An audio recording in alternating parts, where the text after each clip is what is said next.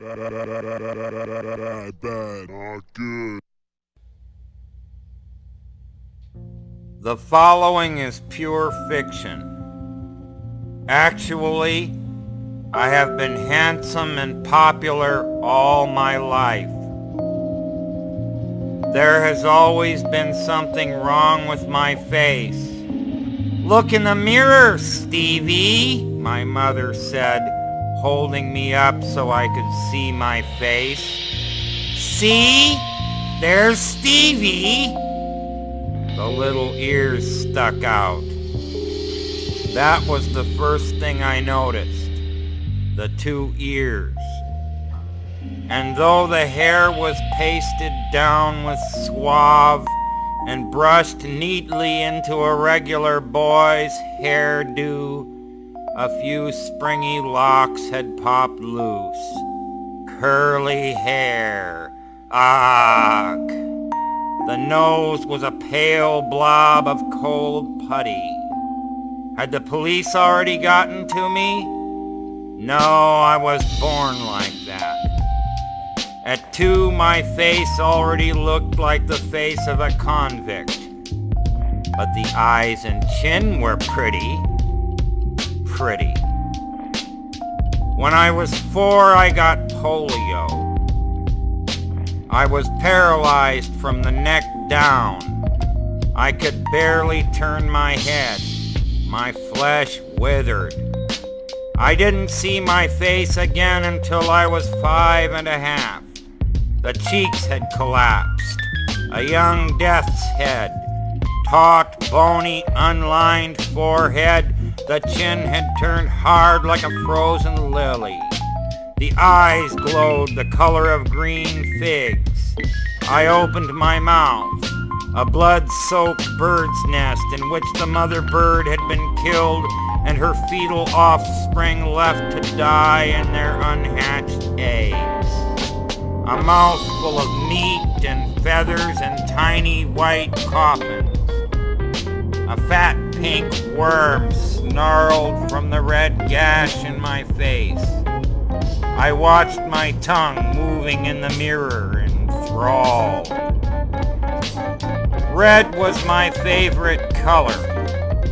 I took a tube of my mother's red lipstick and made big red X's on all my dad's business stationery. My father hit me in the face hard. I always wanted a red face and black hair. Straight black hair, dark crimson face. Instead, I had curly mouse hair and a bleached pink face. I thought of cutting my face up with a razor and pouring shoe polish on my head, slicing off my ears. I went to the bathroom and looked in the mirror. The blood was a pathetic little dribble. I cried. When I was 6, I got glasses. The glasses temples pushed my ears out even further and made them swell and blush a painful pink. Other kids made fun of me. I was the scrawniest kid in the whole school, too.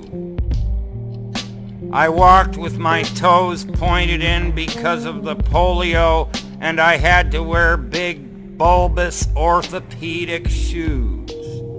My face mirrored my self-consciousness and embarrassment, probably even in my sleep. All through my school years, I was one of the ugly kids. My mother bought me a pair of stylish black horn-rimmed glasses. They only enhanced my pallor. Other kids' faces turned brown in the summer. Mine looked like a cheap mask of blistered pink rubber from a joke shop. In the 5th grade, I proposed to a girl named Denise Johnson out on the lunch court.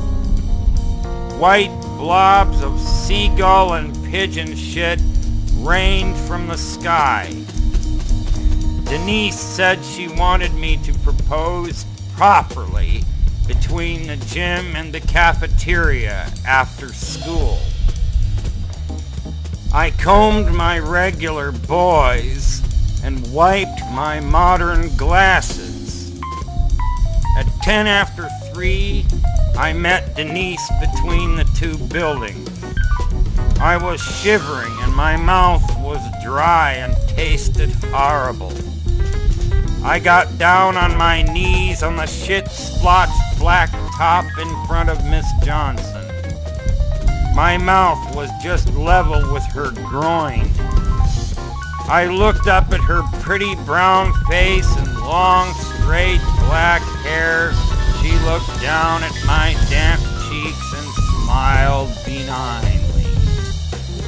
Denise, you are the prettiest, smartest girl in the whole school. Will you marry me? My insides chattered against each other as I spoke the words. My face was livid and silly. I could feel my eyeballs bulging in their bone sockets. My knees ached. Ha ha ha ha ha! You're too ugly. You look like you've been whooped with an ugly stick. Ha ha ha ha ha ha! Her face had changed to a contemptuous snarl. Misty lavender donuts of shame appeared in front of my eyes.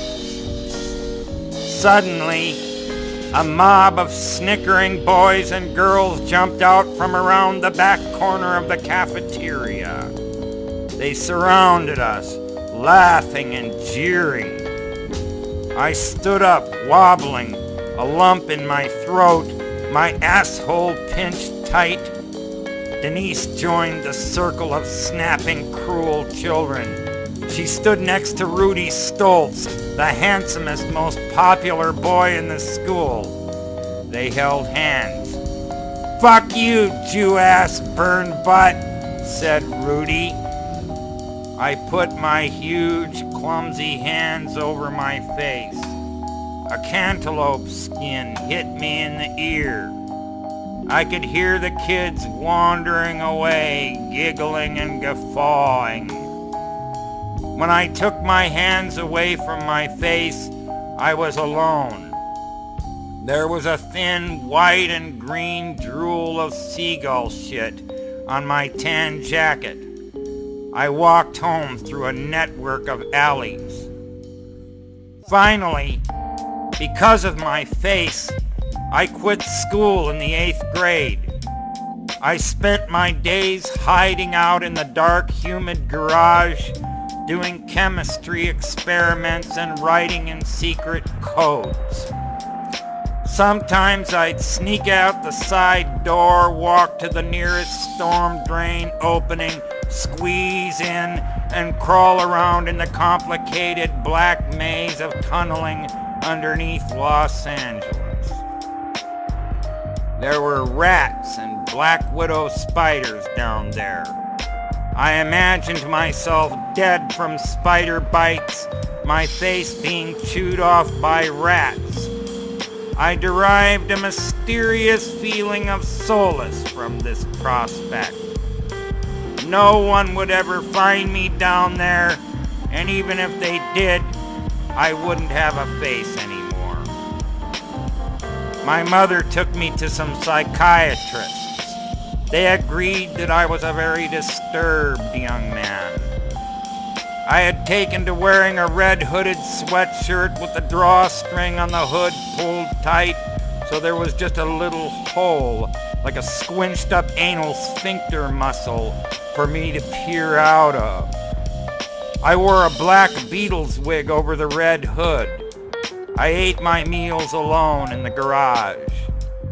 My mother would sometimes stand in the doorway crying. Finally, I threatened to cut her throat with a butcher knife and smear her blood all over my face if she didn't stay the fuck away from me. I poured a pint of black lacquer on my head and had to have my scalp shaved. I hadn't bathed or changed clothes in months.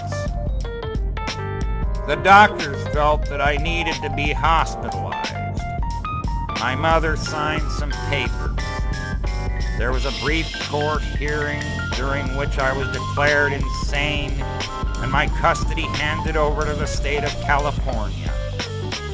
Nearly bald, laughing hysterically and muttering, I was handcuffed and delivered by the sheriff's department to a gruesome state hospital in California's Citrus Belt. There, I discovered that there were people with far uglier faces than mine. Some of these people were so ghastly I couldn't look at them without retching. After a few months, though, I got used to them. Still, I couldn't make peace with my own dreadful visage. The doctors put me on medication. They talked to me. Nothing did any good. 6 months was the longest they could hold me legally. I was released and immediately hit the streets. I took up with faggot Dadaists who didn't believe in faces. I tried makeup. I tried turning into a woman. I straightened my hair and dyed it black. I wore a monk's cowl so that all I could see was the sidewalk and no one could see me at all. I never returned home. Never went back to school. Never saw Denise Johnson or Rudy Stoltz again. Over the years, because of my face and my unfortunate attitude towards it, I have had to be institutionalized several times.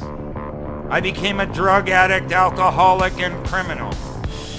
When I comb my hair, I wear a blank paper mask with eye holes. I shave with an electric razor and no mirror like a blind man. You have seen more of me already than I will ever see of myself. I hope you aren't as alarmed or offended by my face as I am. Look in the mirror, Stevie. See? There's Stevie. I stand there sometimes in secret looking. There will always be something wrong with my face.